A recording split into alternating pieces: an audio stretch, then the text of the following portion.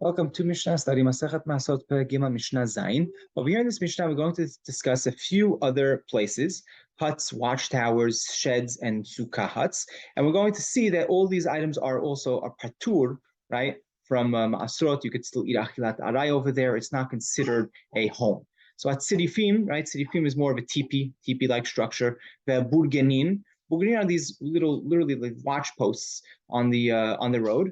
I would call it a pillbox. I know this term from the IDF. They used to call them pillbox, right? So that's again these like little watch posts on the side of the road. The al katiyot, right? Al katiyot are these different sukkot that were there to provide for shade in the summertime, right? Actually, the targum, right, of kaitz v'choref, right? When Uncle is metagem kaitz v'choref is metagem kita v'sitva. Right? Kita v'sitra. So kita is the kites, is the summer. So al-katiyot is these huts that they use in the summer. All these are patur. Sukkat genosar, right? The sukkah of genosar. Genosar is really a place that Talmud really speaks tales of how great the place was, how awesome the fruits were. It's in the Kinneret area. Actually, the Targum of Kinneret is Genosar. Also, in Kedusha, that's how he's metargem.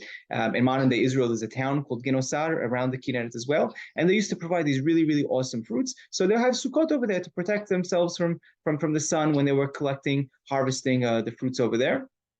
All these, even though there's some type of kviyut to it, there's a mill, right, to grind to grind wheat, and there's chickens running around. Even so, it's not enough of a kviyut. They're all still patur. Sukkah yotzrim. Now, when you have a sukkah, a potter's sukkah, right, so there's a little bit more kviyut to it. Hapinimit hayevet v'hachitzona petura. The inner one is hayav, but the outer one is patur.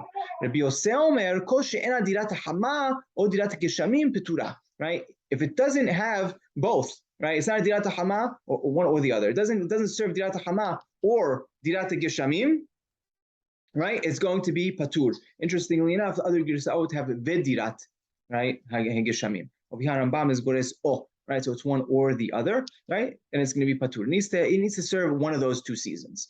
Right? Other girsa'ot would actually say that it needs to serve both those seasons, right?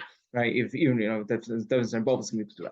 Sukkah hag behag. Let's say you have a sukkah of Hag Sukkot, the regular one, the holiday that you built on Sukkot. You built a sukkah on that holiday, and you bring your fruits into that sukkah. Is that something that's kovei the maaser?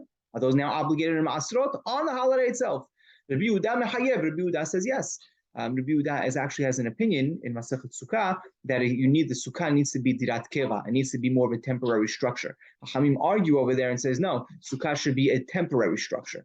Rabbi Yehuda says it needs to be a more permanent structure. Hachamim say it needs to be a temporary structure, and therefore Rabbi Yehuda says it's hayav. Right? If you bring the fruits into that sukkah, it's going to be hayav. And Hachamim say it's patur. Hachamim, according to their opinion, the sukkah is a temporary structure, and if you bring those foods in, it's also achilat aday.